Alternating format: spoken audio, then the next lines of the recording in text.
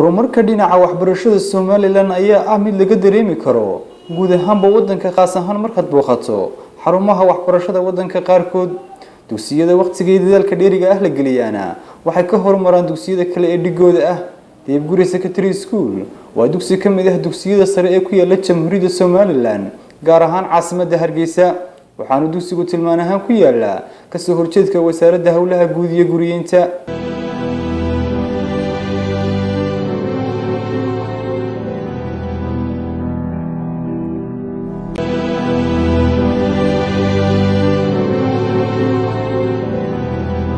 dugsigan ayaa la furay sanadii 2003 waxaana loogu magac daray mid kamid ah halgamayaashii wadanka soo xoreeyay dugsigan ayaa markii la bilaabay waxa lagu furay fasalo kooban maantana dugsigu wuxuu leeyahay dhismayaal fara badan iyo fasalo badan oo ka kooban form 1 ilaa form 4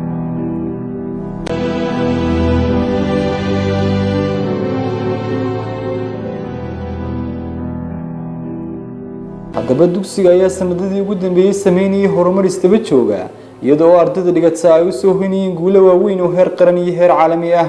ardayda dhigata dugsiga ayaa guulo waaweyn ka soo hooyay tartamo ay galeen iyo imtixaanaadka shahaadiga ah ee qaranka oo ay kaalmaha hore ka galeen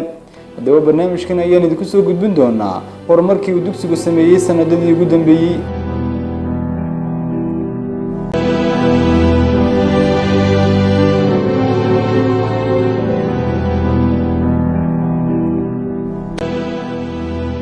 guuleed Yuusuf Iidaan waa maamulaha dugsiga Deebguri intii loo magacaabay maamulka dugsiga wuxuu la kowsaday horumar badan oo dugsigu gaadhay haddii aan tusaale soo qaadano horumarka la taaban karo ee dugsigu gaadhay intii uu xilka maamulka dugsiga hayay waxa kamid ah laabab ay kamid yihiin science lab iyo computer lab waxa kale oo iskuulku yeeshay library iyadoo intii maamulka cusub joogay iskuulku wuxuu la yeeshay hay'ado iyo ururo caalami ah horta wax qabadeeda dugsiga ka hor galeen ilaa markaan mid labaan u kala qaadayna qaaro wax iskuulka gudihiisa ka qabanay qaarna wax xiriirada caalamiga ah ee iskuulka uu la yeeshay dadka maxayday waxyaabo dibadda uga baxsan iskuulka oo iyagu aad laftiisu aad u muhiim ah waxa weeyaan iskuulka gudihiisa intii aan mid waxaan sameynay oo noo hirgalay computer labki library lab science-ki saddexduba intaan midba maxayday iyo hirgalayaan sameeyno dhisnay waxa jira xiriirada caalamiga ee iskuulku sameystay 5 dalladood oo caalamiga oo waxbarasho ayuu iskuulku member ka yahay oo Iran baa kamida dallada macallimiinta adduunka oo dhan baa kamida ay ku jira iskuulku waxa kale oo ku jira Global Citizen Award ayaa center uu yahay oo imika special aan bilaabayna xarun ka dhiganaysa geeska Afrika oo dhan waxa jira British Online Schools qayb kale oo la yiraahdo oo iskuulada secondaryada caalamka oo dhan ay ku midaysan yihiin buu iskuulku member ka yahay oo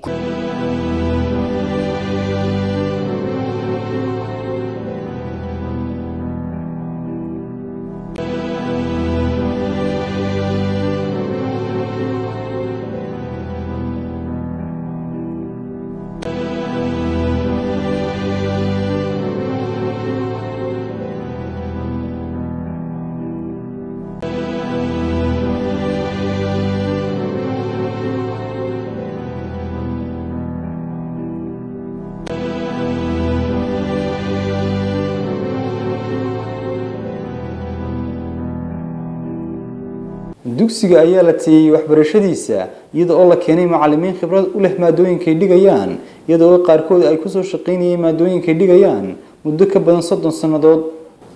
macallin Cabdishakuur waa khabiir xagga chemistry-ga ah wuxuuna hore u ahaa maamulihii dugsiga sare ee Faarax Xamaar wuxuuna hadda bare ka yahay dugsigan Deebguri hadda wuxuu bixinayaa xisad chemistry ah oo practical ah oo la siinayo glass habla ah experience wuxuu ku saabsan yahay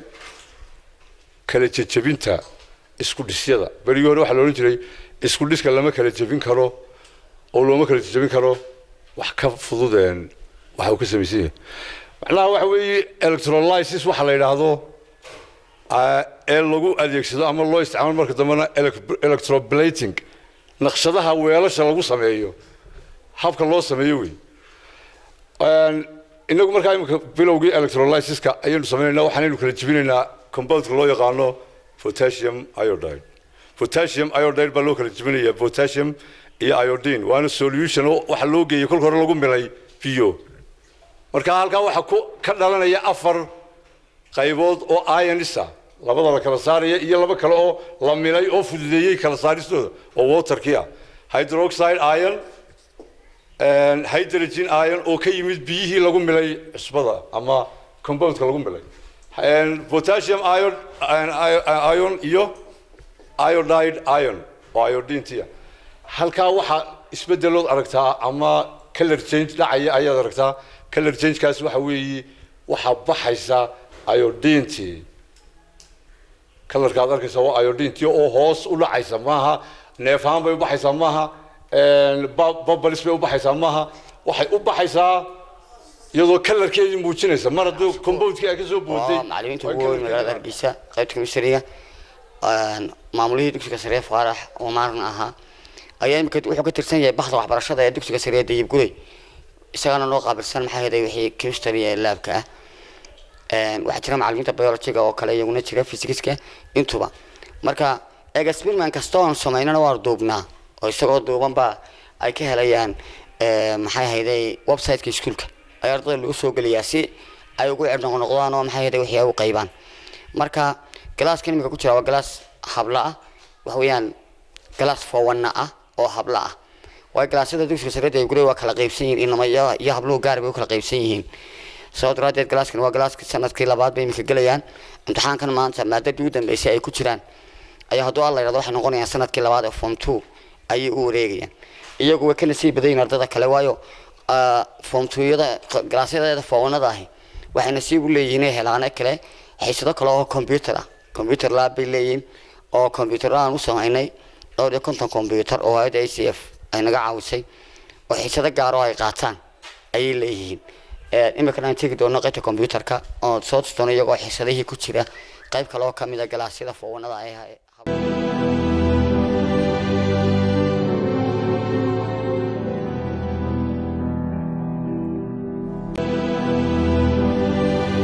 intaas kadibna waxaan u baxnay si aan u soo aragno laabka kale ee kombiyuutarada ee dugsigu yeeshay waxaana kolkaas ka socotay xiisad kombiyuutar ah oo dhiganayaan galaas hablaahi waxaanu galaasku haasidadsan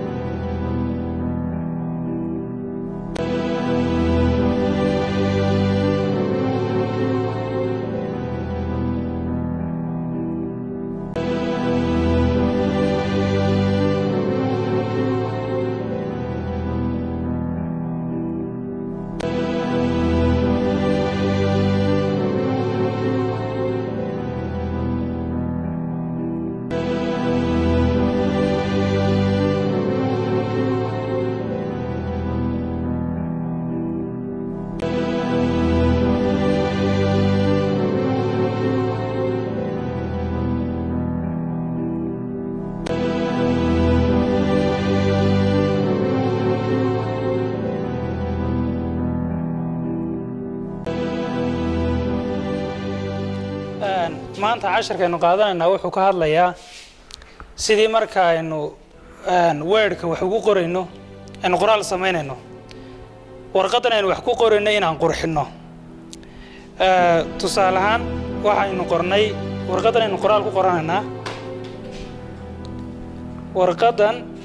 markaad doonaysa inaad qurxiso waxaan tegaynaa page layout oo waxaan baranaynaa sidii page-ka loo qurxin lahaa inta aanad waxba ku qorin marka page marka aad qurxisanayso waxa ugu horeeya ugu samaysanaysaa waxa weeye waa border ama page border lines xariiqyadii ku tilmaamayay inta aad qoraalkaaga adigu aad ku qoran karayso inta marka aad samaysato waxa kaloo aad dooran kartaa page color midabka page-kani uu leeyahay hadhow toole waxa laga yaabaa inaad waraaqaad wax ku soo saaraysa ay yihiin qaar buluug ah ama qaar huruud ah ama midab kale marka midabkaaga iyo qoraalkaagu say isku soo baxayaan si aad u garan karto ay halkana waxaad ka sii dooran kartaa midabka uu yeelanayo page-ka aad hadhow daabacanayso okay imika waxaan soo aragnay laba qodob oo keliya labadana aragnay waxa weeye si aad u samayn lahayd page border lines ama xariiqyadii warqadaada ku tusayay intaad wax adigu aad ku qori karayso iyo sidoo kale page color way inta waxa igu xiga inaan ciwaan samaysan karayo tusaale ahaan waxaan qoray Hargeysa waxaan isagana ciwaanka sidii loo hagaajin lahaa BO inoogu taagan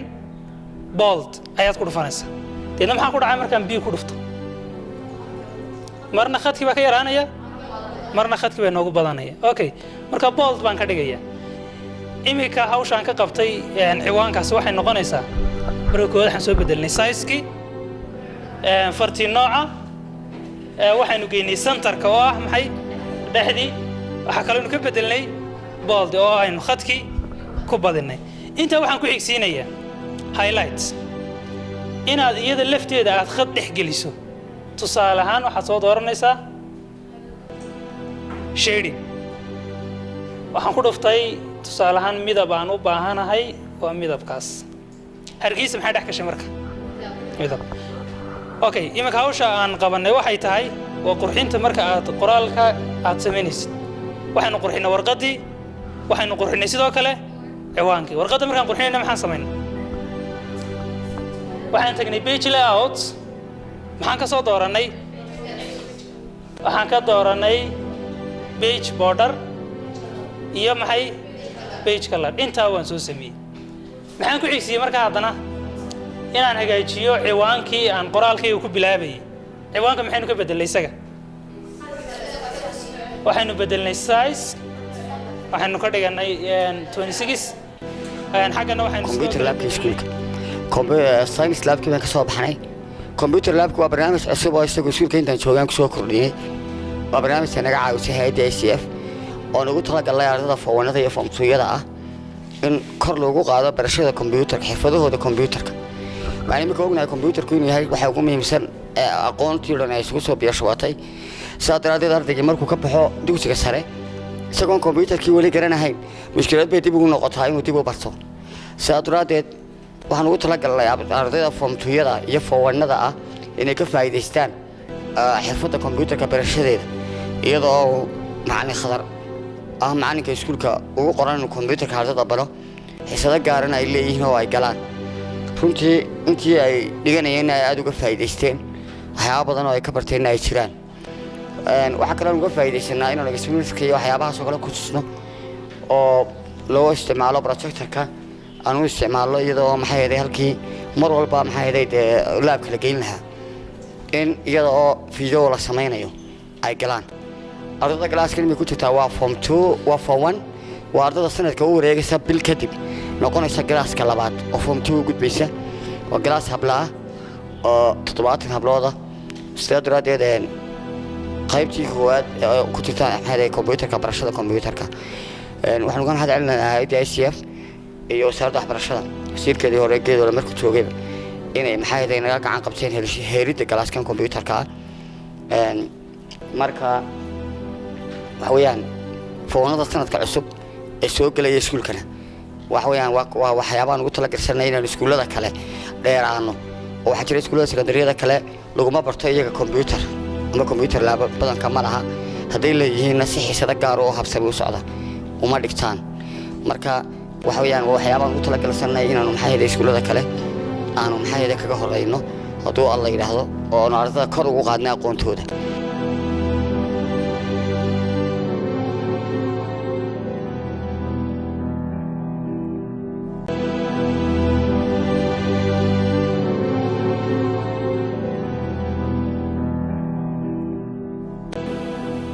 macallimiinta muddada dheer ku soo shaqeynayay maadooyinka ay dhigayaan waxaa ka mid ah macallin Cabdirasaaq oo ku caan ah maadada biology-ga. macallin Cabdirasaaq wuxuu hadda wax ka dhigaa dugsigan Deebguray. guri baan joogaa waxaan ku soo bilownay dugsi hoose 1999 baan soo bilownay waxbarashada dabato waxa weeye iskuulba si bay u korayso loo soo korinay si wanaagsan meel wanaagsan buu maray marka wuxuu ku jiraa iskuulada ugu sareeya magaalada ka waran maamulka dugsiga si fiican maamulka cusubna si wanaagsan buu ula jaan qaado aad iyo aad buu wanaagsan yahay. dugsiga ayaa sanadkii hore ka mid noqday 10ka dugsiga ee ugu sareeya Soomaaliland waxaana dugsigu ku guuleystay scholarship ama deeq waxbarasho. ardayda sanadkan ka baxaysaana si weyn ayay isu diyaariyeen iyadoo in ka badan 200 oo arday ay u fadhiisteen imtixaanaadka shahaadiga ah ee qaranka. ilaahay mahadii bay ahayd inaanu sanadkii hore aanu iskuulka markii hore soo noqday tabtanka inuu ka qayb galo 230 arday oo ka mid ah ay keenaan grade A ay ku baasaan scholarshipkii Soomaaliland ee dalka laga helayna aanu 9 arday ku yeelano higsiga markaa noo yaalay wuxuu ahaa inuu tabtanka ka qayb galo laakiin ma sanadkan higsiga noo yaalay wuxuu yahay inaan Soomaaliland private iyo dawlad marka la isku daro hal iskuul aanu naga sarreeynin aanu hogaamino ayaa higsiga iyaga labaad u yahay waana ku rajo weynahay 100% insha Allah ilaahayna waxaanu ka rajaynaynaa inuu isagana noo fudaydiyo laakiin markaan ardayda ardayda u carbinay jimcaha iyo khamiista xitaa kelka dambe oo soo noqdaan ardayda waxbay dhigtaan halka foonfoorada iskuulada kale maanta ay fasax ku jiraan inaga foonfoorka iyagu gelinka dambe waqti kasta waa heegan gelinka dambe way soo noqdaan jimcaha iyo khamiista way soo noqdaan xisada kala ahaada way dhigtaan waxa jira library-ga oo iyagu ay wax isugu dhigaan sababtoodeed ilaahay oo de wax walba ay xaqiisa ku xiran yihiin oo aanu ka rajaynayno inuu ilaahay noo fududeeyo wali baatana sanadka waxaan rajaynaynaa inaanu noqono kuwa ugu horeeya hadduu alla yidhaahdo aanu noqono waliba aanu ku yeelanno tiradii ugu badnayd ee la yeesho ee aanu helno sanadka waxaa jira kale tirada ardayda sanadka u fadhiisanaysa waa 205 arday ayaa u fadhiisanaya imtixaanka dugsiga sare waxaa jira tartamadii dugsiyada sare ay galeen inuu iskuulka ka galay kaalmihii u horeeyay ka galay alxamdulillah si waliba qoto dheer oo ardayda yaaba soo loo soo baray ay mar walba maxay su'aalo uga jawaabayeen waxaan haynaa arday rabaysan arday u carbisan aqoonta iyo maxay heeday iyo dadaalka aanu gelinay waxa ma hadda soo iskala ilaahay marka laga yimaado macallimiinta iskuulka oo qaar had iyo habeen u hagarbax waayo marka dagta macallimiinta gelinka damay soo noqdaan salaadka subax bay yimaadaan intaas oo iyaga gaar waxa waliga iyagoon idin lacag gaar aan ku siinahay marka waxaan rajaynaynaa insha Allah inaan hogaamin doono sanadkan.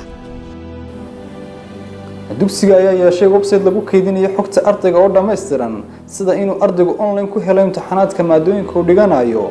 waa kan mid ka mid ah macallimiinta dugsiga oo sharaxaya qaabka uu shaqeeyo website-ka iskuulku. ardayga la duwan gelinayo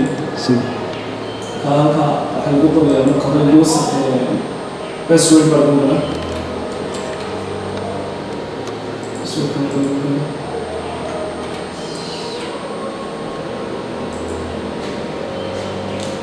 iPhone kaas waa halka ardayga loo duwan geliyo magaciisa saxan loo qorayo data files oo ku dhashay gender male iyo female ku yahay taariikhda ardaygiisa كالجلسة الجلسة نشوف جلسة كله كواها كويه كواحد جلسة السنة واحد جلسة أدلس وعاد مو بحياة مفريق شرط بعض أدلس متدين السوق صور شرط لو عاد مو بحياة أنت عم تتراضى وسير كرامس فانت سير كرامسو واحد جلس أدلس على شو جلس نس ولا كجلسة جلسة مو بها مسطو بها توبيو كلام كتير search ardayga kaasoo ka hadlay ID-gaas waa ID-ga imtixaankiisa lagu helayo kan lagu baarigoonayaan kaasina waa number register-ka oo galaaska ka yahay zero inta tira galaaska inta tuubiyo kale oo galaas uu hawlo kaliya bismillaahi aniga ah magacaygu yahay Mustafa Maxamed ka tirsan iskuulkan sare ee Deebguray Secondary School iskuulkaygu waxa weeye iskuul aad iyo aad horumar u sameynaya ilaahay ka soo waxaan uga mahad celinaynaa maamulaha guuleediidan kooxe oo ah runtii nin mutacallin ah wax badan iskuulkan intuu joogay 2 sano joogay horumariyay aad iyo aadna waan ugu faraxsanahay iminkana imtixaanadii baa noo dhamaaday alxamdulillaah insha Allah waxaan rajaynayaa inuu guuleystay iskuulka Daybguray oo aad iyo aad runtii ah iskuul loo jecel yahay xaafadaheenna aad iyo aad iskuulka ugu horeeya uu yahay ugu dambeyntii maamulaha dugsiga Guuleed Yuusuf Iidaan wuxuu fariin dhiirigelin u diray ardaydiisa sanadkan baxaysa waxaanu sidoo kale baaq u diray ardaydii hore iskuulka ka baxday oo gaadhaysa kumanaan ku kala filqsan adduunka iskuulka imika muddada uu dhistay 13 sanadood waxaan ahaa macallimiintii ugu horeysay iskuulka qayb gashay waliba anigoo markaa macallimiin yaraan awgeed 2 maado dhigi jiray physics iyo chemistry ma ka dhigi jiray inta xanta wada ka tagay imika dib aan ugu soo noqday fariinta aan u diray waxay ahayd ardayda iskuulkayga imika ku jirta iyo kuwii hore ka baxayba waxa weeyaan waxa ugu muhiimsan ardaydaasi ay jirtaa waa magaca Daybguray waxa weeyaan dugsiga sare ka qalin jabiyay waa Daybguray ayuu qof walba ku faanaya oo oranaya waxa ay gaaraya kumanaan ardaya sanadka waxa weeyaan ardaydii 13aad dufcadii 13aad baa ka qalin jabinaysa tirada ardayda marka la isu geeyay ka qalin jabinaysa 7,000 oo arday way ka badan tahay iskuulka ay ka soo baxday ardayda hore iyaga mid baan waxaan leeyahay dugsigii sare ee Daybguray ka qalin jabiseen oo waxtarkiisa iyo maxay waxtar inaad wax soo tartaan iyo inaad ku soo noqotaan inaad ka warhaysaan maanta uu baahan yahay dugsiga sare Daybguray waxa jira mid kala database aan sameeynayno oo dhammaan ardayda ka qalin jabisay oo dhan iskuulka aan doonayno inaanu gelino intii aan helno waxaan doonayaa ka qayb qaataan si muglana uga qayb qaataan waayo waa hooygii ka soo baxeen waa meeshii wax soo bartay ardayda imika dugsiga ku jirta iyaga fariintaan faraya waxay tahay balanta iyo waxaan idinka sugayaa waa sidaynu ku ballanay sanadka inaan sanadka imtixaamaadka cid inaga sarreyn meel kastoo aad joogtaan ardayga Daybguray akhlaaqda uu ka duwanaado iskuulka ardayda kale waxa jira Daybguray magaciisa in lagu yaqaanay markii hore qalalaasay iyo buuq mar walba markii la maqlaba Daybguray dadku ay dhaga taagi jireen maanta marka la maqlo Daybguray ciidamada biliiska ku sheegaya cid walba way ku sheegaysaa way ku soo hiranaysaa way soo taagaysaa sidii la sheegay waxba ka bedel inay halka ka sii wadaan akhlaaqna ay ilaaliyaan dadaal badan ay sameeyaan noqdaan ardayda oo gasha kaalmaha ugu horeeya imtixaanka ilaahayna aan warajaynayn inuu fududeyn doono